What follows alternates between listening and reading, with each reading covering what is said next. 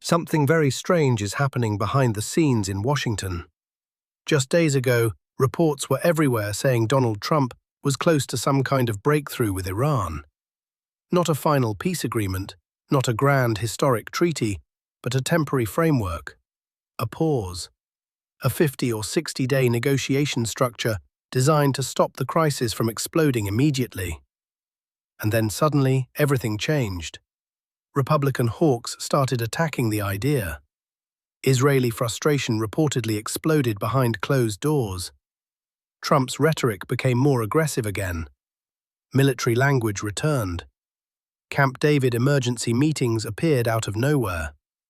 So what happened?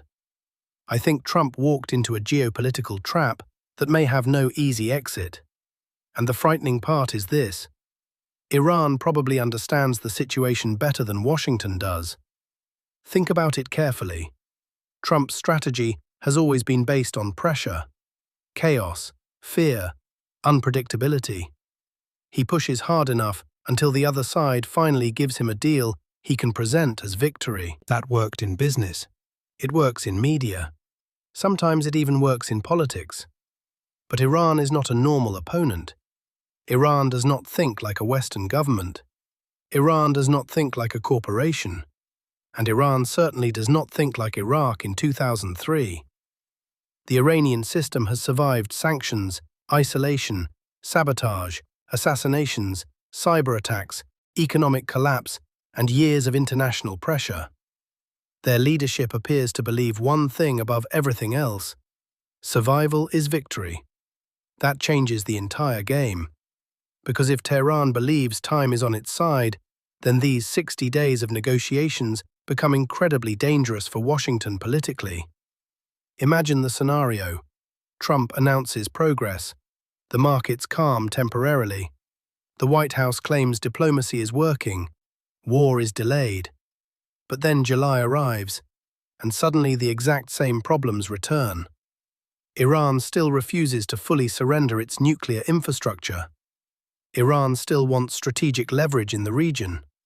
Iran still controls one of the most important oil choke points on Earth through the Strait of Hormuz. And Israel becomes increasingly convinced that negotiations are simply buying Tehran more time. Then what? What does Trump do in August? Go back to bombing? Escalate again? Threaten regime change? Risk oil prices exploding globally just months before crucial elections? This is the real nightmare for Washington. Not because America is weak militarily. The United States remains the most powerful military force on Earth. The problem is strategic flexibility. Every option now looks dangerous. If Trump accepts prolonged negotiations, Republican hawks accuse him of weakness, and Israel becomes furious. If he escalates militarily, oil markets panic, the Middle East risks exploding again, and parts of MAGA begin asking why America is entering another endless regional conflict after years of promising the opposite. And Iran may simply be waiting for divisions inside Washington, waiting for political exhaustion, waiting for Trump to become trapped between his own supporters. This is why I think Tehran may believe it already has an advantage, not because Iran can defeat the United States militarily. That is not the point. The point is endurance. Iran may believe it only needs to survive longer politically than Washington can sustain the pressure. And honestly, that calculation may not be irrational. Look at the mood inside America today. The country is divided. The Republican coalition itself is divided. Some want total confrontation with Iran. Others want America completely out of Middle Eastern wars. Trump is now trying to satisfy both camps at the same time. That is extraordinarily difficult. And then there is Israel. This part is absolutely critical. From Israel's perspective, delay may actually be more dangerous than confrontation itself. A temporary negotiation process risks becoming permanent limbo, while Iran preserves capabilities and continues strengthening strategically. So now Trump is trapped between completely different timelines. Israel wants urgency. Iran wants time. Trump wants leverage. But leverage only works if the other side eventually blinks. What if Iran never intended to blink? That is the terrifying possibility emerging now. And this is where things become genuinely dangerous, because when both sides believe the other side is bluffing, history becomes very unstable very quickly.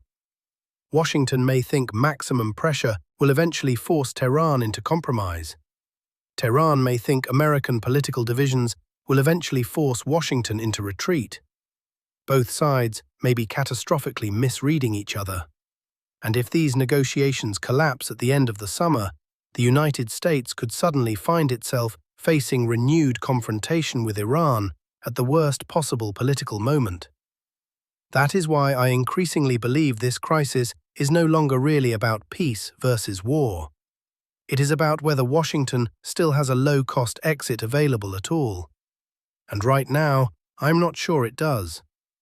If you enjoyed this analysis, like the video, subscribe to the channel, and visit westernrelations.com for more geopolitical analysis and commentary from a European perspective.